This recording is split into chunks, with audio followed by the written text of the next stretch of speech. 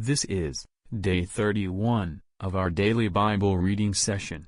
Today we would be reading Leviticus chapters 11 through chapter 13. Leviticus chapter 11. Now the Lord spoke to Moses and Aaron, saying to them, Speak to the children of Israel, saying, These are the animals which you may eat among all the animals that are on the earth. Among the animals, whatever divides the hoof, having cloven hooves and chewing the cud, that you may eat. Nevertheless, these you shall not eat among those that chew the cud or those that have cloven hooves. The camel, because it chews the cud but does not have cloven hooves, is unclean to you. The rock hyrax, because it chews the cud but does not have cloven hooves, is unclean to you. The hare, because it chews the cud but does not have cloven hooves, is unclean to you. And the swine, though it divides the hoof, having cloven hooves, yet does not chew the cud, is unclean to you. Their flesh you shall not eat, and their carcasses you shall not touch. They are unclean to you. These you may eat of all that are in the water. Whatever in the water has fins and scales, whether in the seas or in the rivers, that you may eat. But all in the seas or in the rivers that do not have fins and scales, all that move in the water or any living thing which is in the water, they are an abomination to you. They shall be an abomination to you. You shall not eat their flesh, but you shall regard their carcasses as an abomination. Whatever in the water does not have fins or scales, that shall be an abomination to you. And these you shall regard as an abomination among the birds. They shall not be eaten, they are an abomination. The eagle, the vulture, the buzzard, the kite, and the falcon after its kind, every raven after its kind, the ostrich, the short-eared owl, the seagull, and the hawk after its kind, the little owl, the fisher owl, and the screech owl, the white owl, the jackdaw, and the carrion vulture, the stork, the heron after its kind, the hoopoe, and the bat. All flying insects that creep on all fours shall be an abomination to you. Yet these you may eat, of every flying insect that creeps on all fours, those which have jointed legs above their feet, with which to leap on the earth. These you may eat, the locust after its kind, the destroying locust after its kind, the cricket after its kind, and the grasshopper after its kind. But all other flying insects which have 4 feet shall be an abomination to you. By these you shall become unclean. Whoever touches the carcass of any of them shall be unclean until evening. Whoever carries part of the carcass of any of them shall wash his clothes and be unclean until evening. The carcass of any animal which divides the foot, but is not cloven-hoofed or does not chew the cud, is unclean to you. Everyone who touches it shall be unclean. And whatever goes on its paws, among all kinds of animals that go on all fours, those are unclean to you. Whoever touches any such carcass shall be unclean until evening. Whoever carries any such carcass shall wash his clothes and be unclean until evening. It is unclean to you. These also shall be unclean to you among the creeping things that creep on the earth: the mole, the mouse, and the large lizard after its kind, the gecko, the monitor lizard, the sand reptile, the sand lizard, and the chameleon. These are unclean to you among all that creep. Whoever touches them when they are dead shall be unclean until evening. Anything on which any of them falls, when they are dead, shall be unclean, whether it is any item of wood or clothing or skin or sack, whatever item it is in which any work is done, it must be put in water, and it shall be unclean until evening. Then it shall be clean. Any earthen vessel into which any of them falls, you shall break, and whatever is in it shall be unclean. In such a vessel, any edible food upon which water falls becomes unclean, and any drink that may be drunk from it becomes unclean. And everything on which a part of any such carcass falls shall be unclean. Whether it is an oven or cooking stove, it shall be broken down, for they are unclean, and shall be unclean to you. Nevertheless, a spring or a cistern in which there is plenty of water shall be clean, but whatever touches any such carcass becomes unclean. And if a part of any such carcass falls on any planting seed which is to be sown, it remains clean. But if water is put on the seed, and if a part of any such carcass falls on it, it becomes unclean to you. And if any animal which you may eat dies, he who touches its carcass shall be unclean until evening. He who eats of its carcass shall wash his clothes and be unclean until evening. He also who carries its carcass shall wash his clothes and be unclean until evening. And every creeping thing that creeps on the earth shall be an abomination. It shall not be eaten. Whatever crawls on its belly, whatever goes on all fours, or whatever has many feet among all creeping things that creep on the earth, these you shall not eat, for they are an abomination. You shall not make yourselves abominable with any creeping thing that creeps, nor shall you make yourselves unclean with them, lest you be defiled by them. For I am the Lord your God. You shall therefore consecrate yourselves, and you shall be holy, for I am holy. Neither shall you defile yourselves with any creeping thing that creeps on the earth. For I am the Lord who brings you up out of the land of Egypt, to be your God.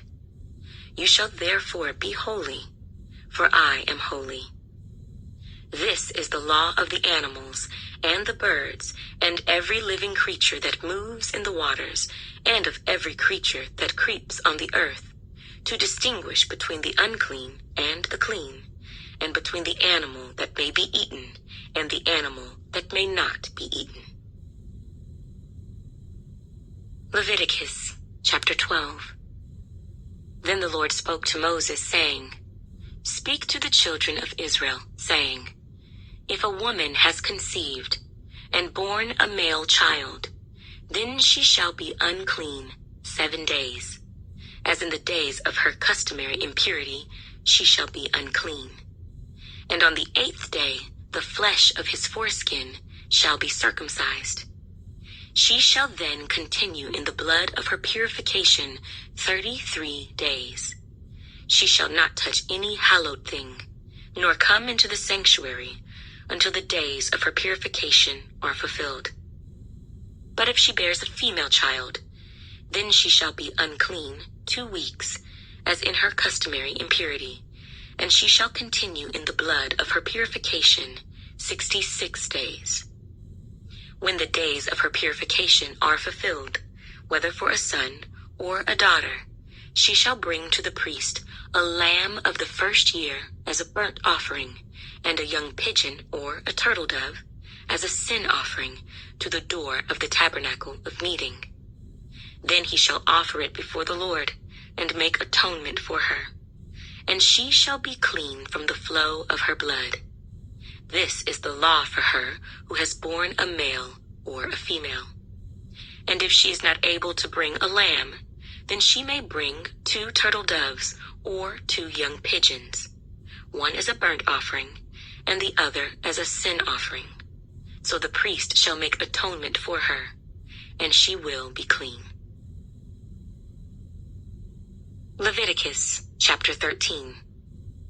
And the Lord spoke to Moses and Aaron, saying, When a man has on the skin of his body a swelling, a scab, or a bright spot, and it becomes on the skin of his body like a leprous sore, then he shall be brought to Aaron the priest, or to one of his sons the priests. The priest shall examine the sore on the skin of the body, and if the hair on the sore has turned white, and the sore appears to be deeper than the skin of his body, it is a leprous sore. Then the priest shall examine him, and pronounce him unclean. But if the bright spot is white on the skin of his body, and does not appear to be deeper than the skin, and its hair has not turned white, then the priest shall isolate the one who has the sore 7 days. And the priest shall examine him on the 7th day. And indeed, if the sore appears to be as it was, and the sore has not spread on the skin, then the priest shall isolate him another 7 days. Then the priest shall examine him again on the 7th day. And indeed, if the sore has faded, and the sore has not spread on the skin, then the priest shall pronounce him clean. It is only a scab, and he shall wash his clothes and be clean. But if the scab should at all spread over the skin after he has been seen by the priest for his cleansing, he shall be seen by the priest again. And if the priest sees that the scab has indeed spread on the skin, then the priest shall pronounce him unclean. It is leprosy. When the leprous sore is on a person, then he shall be brought to the priest, and the priest shall examine him. And indeed, if the swelling on the skin is white, and it has turned the hair white, and there is a spot of raw flesh in the swelling, it is an old leprosy on the skin of his body. The priest shall pronounce him unclean, and shall not isolate him, for he is unclean. And if leprosy breaks out all over the skin, and the leprosy covers all the skin of the one who has the sore, from his head to his foot, wherever the priest looks, then the priest shall consider, and indeed, if the leprosy has covered all his body, he shall pronounce him clean who has the sore. It has all turned white. He is clean. But when raw flesh appears on him, he shall be unclean. And the priest shall examine the raw flesh and pronounce him to be unclean. For the raw flesh is unclean. It is leprosy. Or if the raw flesh changes and turns white again, he shall come to the priest, and the priest shall examine him. And indeed, if the sore has turned white, then the priest shall pronounce him clean who has the sore. He is clean. If the body develops a boil in the skin, and it is healed, and in the place of the boil there comes a white swelling or a bright spot, reddish white, then it shall be shown to the priest. And if, when the priest sees it, it indeed appears deeper than the skin, and its hair has turned white, the priest shall pronounce him unclean. It is a leprous sore which has broken out of the boil. But if the priest examines it, and indeed there are no white hairs in it, and it is not deeper than the skin, but has faded, then the priest shall isolate him 7 days. And if it should at all spread over the skin, then the priest shall pronounce him unclean. It is a leprous sore. But if the bright spot stays in one place, and has not spread, it is the scar of the boil, and the priest shall pronounce him clean. Or if the body receives a burn on its skin by fire, and the raw flesh of the burn becomes a bright spot, reddish white or white, then the priest shall examine it. And indeed, if the hair of the bright spot has turned white, and it appears deeper than the skin, it is leprosy broken out in the burn. Therefore the priest shall pronounce him unclean. It is a leprous sore. But if the priest examines it, and indeed there are no white hairs in the bright spot, and it is not deeper than the skin, but has faded, then the priest shall isolate him 7 days. And the priest shall examine him on the 7th day. If it has at all spread over the skin, then the priest shall pronounce him unclean. It is a leprous sore. But if the bright spot stays in one place, and has not spread on the skin, but has faded, it is a swelling from the burn. The priest shall pronounce him clean, for it is the scar from the burn.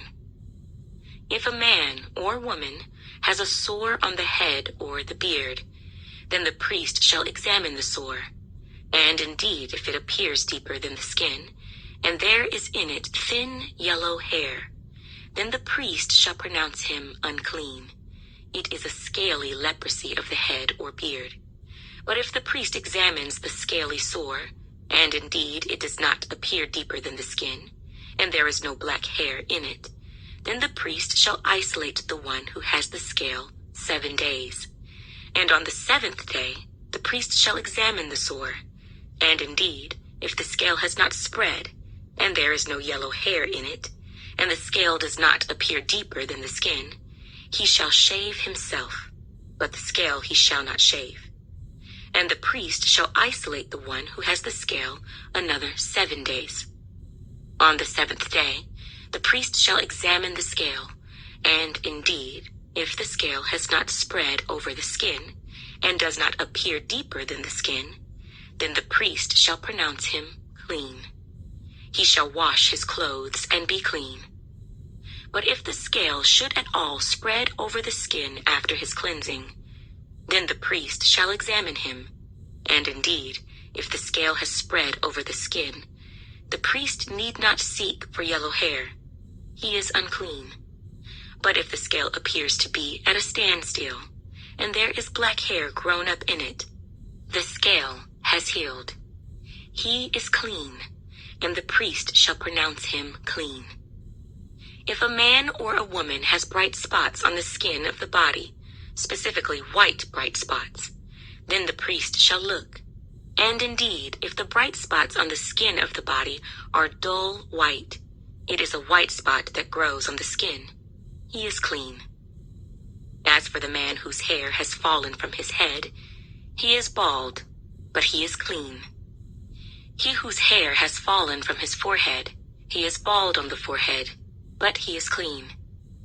And if there is on the bald head or bald forehead a reddish white sore, it is leprosy breaking out on his bald head or his bald forehead. Then the priest shall examine it, and indeed, if the swelling of the sore is reddish white on his bald head or on his bald forehead, as the appearance of leprosy on the skin of the body, he is a leprous man. He is unclean. The priest shall surely pronounce him unclean. His sore is on his head. Now the leper on whom the sore is, his clothes shall be torn and his head bare. And he shall cover his mustache and cry, "Unclean, unclean." He shall be unclean. All the days he has the sore, he shall be unclean. He is unclean, and he shall dwell alone. His dwelling shall be outside the camp. Also, if a garment has a leprous plague in it, whether it is a woolen garment or a linen garment, whether it is in the warp or woof of linen or wool, whether in leather or in anything made of leather, and if the plague is greenish or reddish in the garment or in the leather, whether in the warp or in the woof, or in anything made of leather, it is a leprous plague and shall be shown to the priest. The priest shall examine the plague, and isolate that which has the plague 7 days, and he shall examine the plague on the 7th day. If the plague has spread in the garment, either in the warp or in the woof, in the leather or in anything made of leather, the plague is an active leprosy. It is unclean.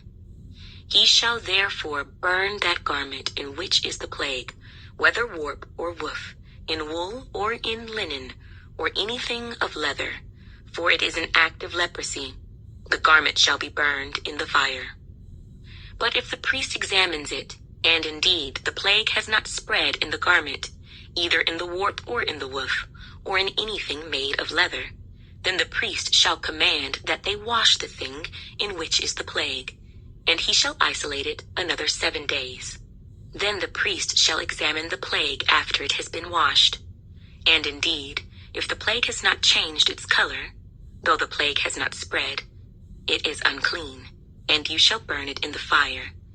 It continues eating away, whether the damage is outside or inside. If the priest examines it, and indeed the plague has faded after washing it, then he shall tear it out of the garment, whether out of the warp or out of the woof, or out of the leather. But if it appears again in the garment, either in the warp or in the woof, or in anything made of leather, it is a spreading plague. You shall burn with fire that in which is the plague. And if you wash the garment, either warp or woof, or whatever is made of leather, if the plague has disappeared from it, then it shall be washed a second time, and shall be clean. This is the law of the leprous plague in a garment of wool or linen, either in the warp or woof, or in anything made of leather, to pronounce it clean or to pronounce it unclean.